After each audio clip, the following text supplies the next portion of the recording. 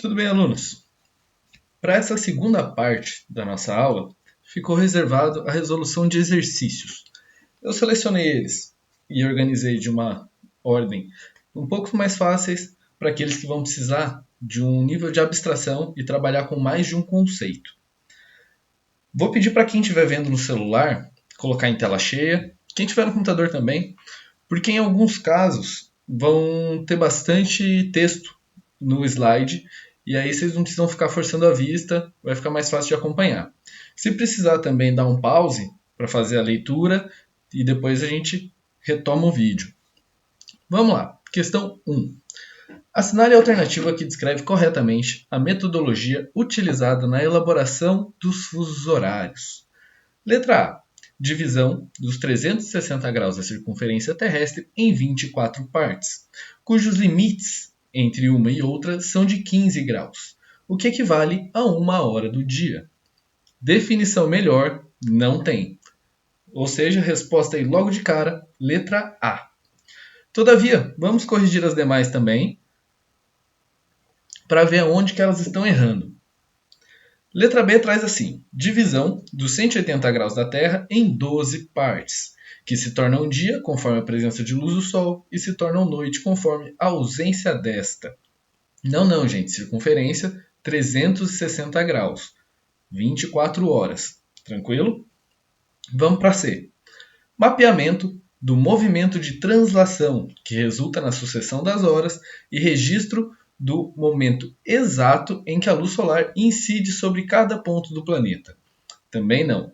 Os dias vão sendo contados a partir do movimento de rotação terrestre. Letra D. Observação do movimento aparente do Sol, que por definição nasce às 6 da manhã e se põe às 18 horas. Também está incorreto, gente. Vocês vão ver na próxima aula, que a gente vai começar a estudar o Sol e a sua interação com a Terra, o Sol não é empregado de ninguém, gente. Ele não bate ponto. Então, o horário de nascer e pôr do Sol ele vai variar ao longo do ano. Tudo bem? No inverno a gente tem menos horas de luz e no verão nós temos mais horas de luz. Na letra E, criação de uma convenção que se padronizou o horário mundial com base na hora legal na cidade de Nova York.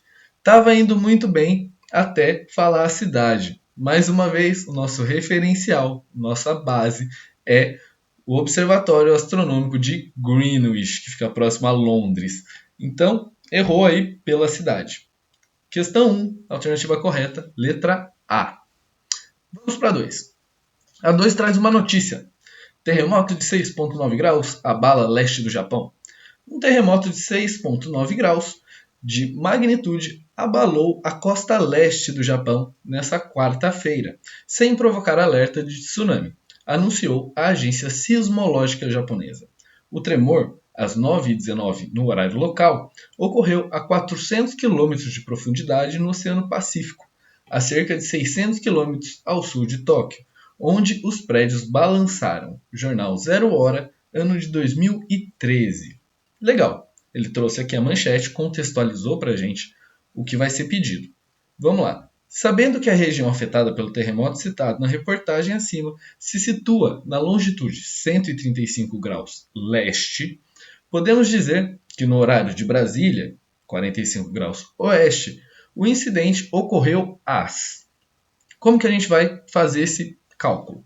Primeira coisa, pega aí o caderninho de vocês e anota os dois valores, tanto o 135 quanto o 45. Vamos dividir ambos por 15 graus, assim obtendo o quê? O número de horas de diferença. Dividindo 135, vamos ter 9 horas, e dividindo 45, vamos ter 3 horas. Como estão em hemisférios diferentes, um está no leste e outro no oeste, a gente tem que somar essa diferença. 9 mais 3 vai resultar em 12 horas. Ou seja, Brasil e Japão estão afastados por 12 horas. Mais uma referência que a gente tem. O Japão está sempre adiantado em relação ao Brasil. O leste está sempre adiantado em relação ao oeste. Tudo bem? Então, vamos subtrair essas horas, já que aqui no hemisfério oeste a gente está atrasado em relação ao leste. Subtraindo essas 12 horas das 9h19, acompanha comigo aqui o cursor, a gente faz uma subtração e vai obter então 21 horas e 19 minutos. Tudo bem? Ou 9 horas da noite. O hemisfério leste está adiantado, aqui a gente está atrasado. Para ser 9 horas da noite, a gente ainda não vai ter mudado o nosso dia. Vai ser do dia anterior. Ele poderia querer ainda dificultar um pouquinho mais, colocando terça-feira, mas também estaria correto. Tudo bem? Ficou alguma dúvida? A 3.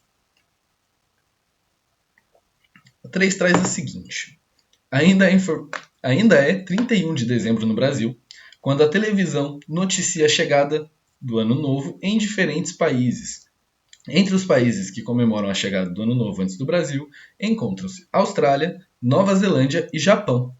Temos aí a principal evidência da diferença entre os fusos horários nos diversos locais do mundo. Completamente correto.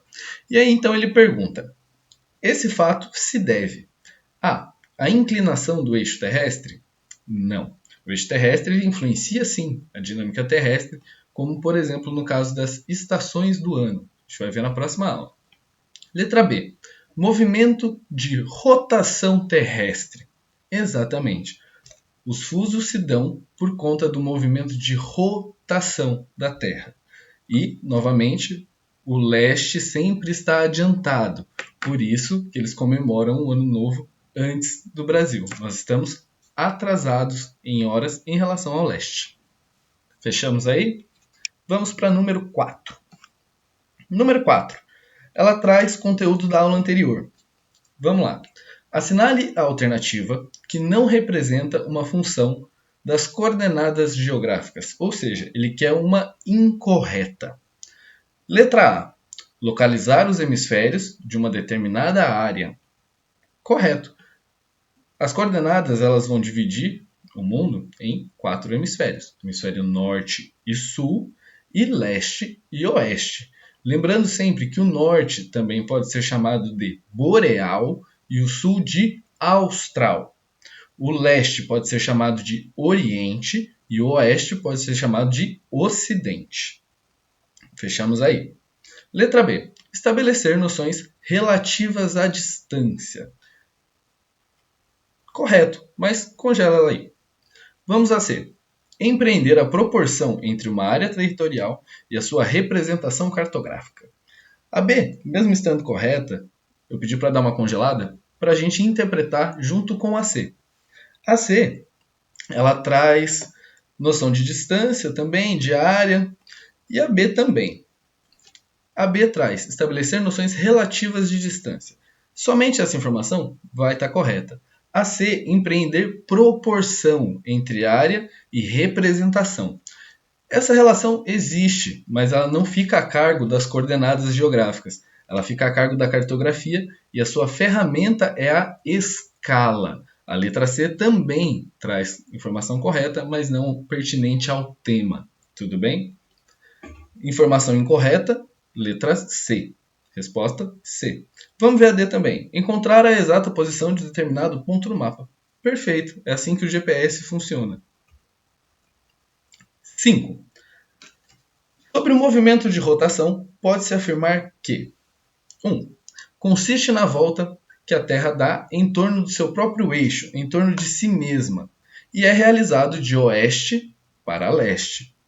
Perfeito, afirmativa correta.